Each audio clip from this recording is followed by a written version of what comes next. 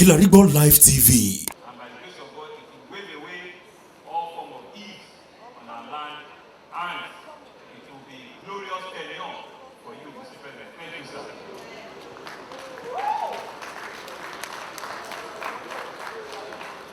Photographers, I want you to take this picture.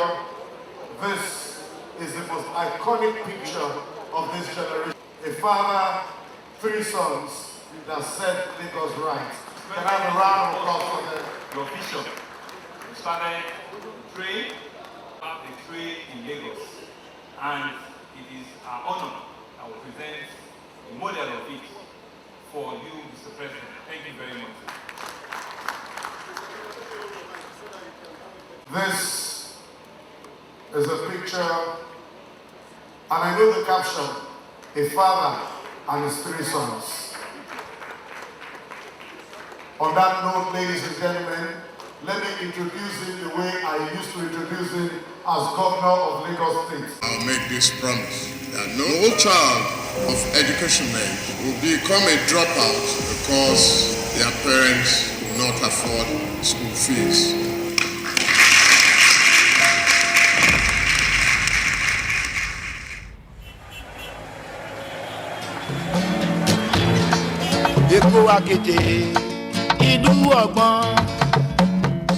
Lagos, the center of excellence, the urban agglomeration of 22 million resilient people, has experienced meteoric development propelled by the power of visionary leadership from 1999. Before then, Lagos was the first epicenter of the struggle for the revalidation of the June 12 presidential elections won by the late Fashola MKO Abiola and the prolonged battle to end military dictatorship. Assuming there was good faith on the part of government, all matters relating to the election should have gone to the tribunal set up by law for such cases, and should only have been initiated by persons or bodies that had genuine interest in the election. No to the military! No, no, no! No to the military! No, no, no! No to the military! No, no, no! Thanks to the leadership provided by Asiwaju Bola Ahmed Tinubu, GCFR, who rallied the leaders of the pro-democracy movement in Nigeria, comprising the late Dr. Beko Ransom Kuti, late Chief Gani Fawemi, late Dr. Frederick Fashola, late Chima Ubani, Mr. Femi Falana, SAN, Mr. Ulisa Abakoba, SAN, Dr. Osage Obayuwana, and many others to mount the struggle to end military rule in Nigeria. Not unexpected, he became the prime target of the late maximum ruler, General Sani Abacha, and had to flee into exile.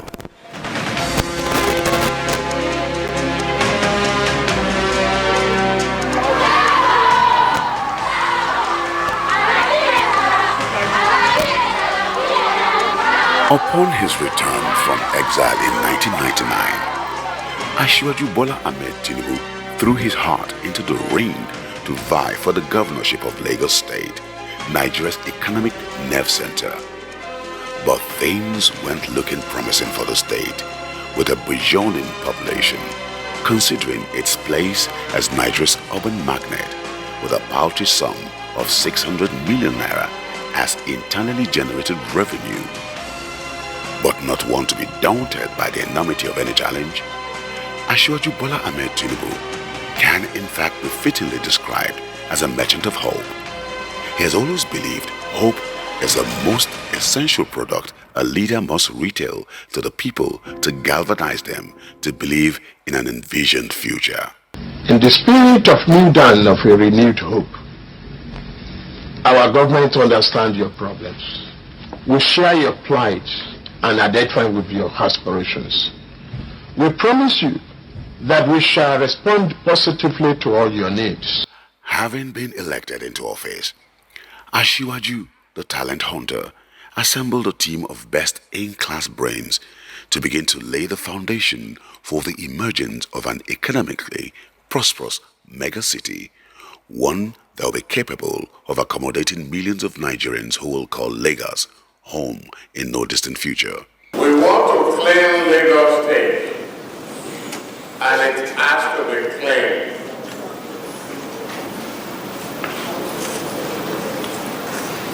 In every good country that is claimed, people pay for their environment. You generate the rubbish, you generate the refuse. The government didn't generate it for you. He introduced the biennial Lagos Economic Summit, also known as Ehibeti, to serve as a fertile breeding ground for breakthrough ideas on human planning, finance, economy, infrastructure development, public transportation, education, healthcare, and governance from thought leaders drawn from the organized private sector. He traversed major cities of the world with his team, studying working examples of how major cities of the world have conquered their socio-economic planning challenges. We plan to have a private sector partnership, either BOT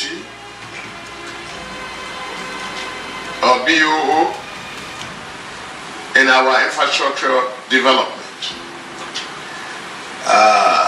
Need companies that are ready to invest in some of the highways and bridges and toll them. We need a huge interested party in telecommunication. Our mass transit program is on course. The metro line is being discussed already. We have attracted the interest of World Bank once again. We think we are evaluating between the light rail that is less disruptive and destructive to the right of way. We are looking at this corridor of the existing railway track to really, according to the study already conducted by the World Bank, to take off from west to east and south to north.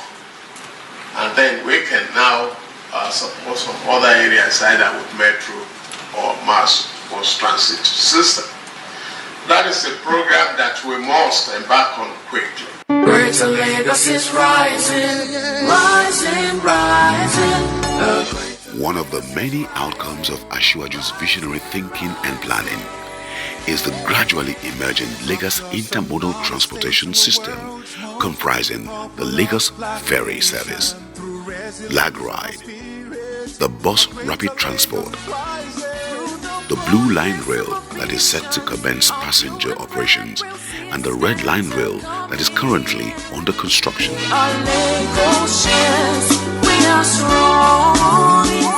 Today, the $19 billion Dangote refinery, the world's single-train petroleum refining facility, is a dream made possible by the rare capability of the man Bola Ahmed Tinubu. He saw into the future and envisioned a place to be known as a Lekki Free Trade Zone in Lekki, Lagos, Nigeria. The idea around having a free zone in the Bejuleki area was conceived by our leader, Bola Ahmed Tinubu. And I was with him in 2003, 2004, when we took a trip to China and we're trying to conceive a free zone. We have seen what the Lekki Free Trade Zone has turned into. I'm not part of the 3 stories, but I was opportune to be part of his team at that time. If anyone is still in doubt as to what will happen to Nigeria in the coming days, let us invite such a soul to see the splendor of the emerging Lagos and the manifest expressions of careful planning. My love for this nation is like lightning, like confidence in its people, unwavering. It is by the audacity of his thinking and the brave foundation he laid that we are today affirming that a greater Lagos is rising. Today, he's marching on with heart, courageous, and gliding on the wings of vision to make our nation great again. Let us rise and celebrate Asiwaju. I am expressing the appreciation of the elders, the traditional rulers, the entire people of Lagos State for your support in ensuring that one of us became the president of the Federal Republic of Nigeria. And by today, he has spent 30 good years, 30 good days, successful days, running the administration of this country. By the grace of God, he shall run it successfully for the period of 8 years provided by the Constitution of our country. I want to thank you for your support, for the honor. I want to say it is indeed a payback. A payback in the sense that Lagos has played prominent role in the affairs of Nigeria. I want to say categorically that most politicians, most of the people who have had the opportunity of serving this country in higher positions were at one time tutored in Lagos. And so therefore, for the presidency to come back to Lagos this period, it is a payback. I want to run onto memory lane. Most of the political parties that fought for independence of this country were formed in Lagos. The People's Party, the National Party of Abat Macaulay, the Party of Ernest Ikoli, the party, I can go on and on. And we have supported them, we have stood by them, and so therefore that we have returned that to Lagos, I am indeed grateful. Having said that, I have a pride to have been part of the formative stage of what we are witnessing today and what we are thanking God for. And I want to say that we have someone whom we are all proud of. We have a sellable material. We have someone who has a track record. And so we are indeed proud. And going memory lane, there was a day I was listening to the radio, and they were asking a former chief judge of Abuja about the development in the judiciary of our country. And he made reference to the reformation undertook by the administration of Bola Ahmed Tinubu, our president in Lagos. And he said since then, all the states of the federation have sent their officers to Lagos to understudy the reformation that was made by our today's president in Lagos. We can also refer, to the revenue improvement in Lagos. This also attracted the attention of all states, and all states in Nigeria, without exception, sent their officers to understudy, what that miracle that was performed by Bola Ahmed Tinubu in Lagos. And so therefore, we thank God that we have a man. You see, our man is such a wonderful man. I sometimes describe him as as the chief recruitment officer, those of you who read a bit of management, and particularly personnel management, you will remember the role of a recruitment officer. You must ensure that you get people who are capable, people who will be able to deliver. And evidence is galore, in that respect.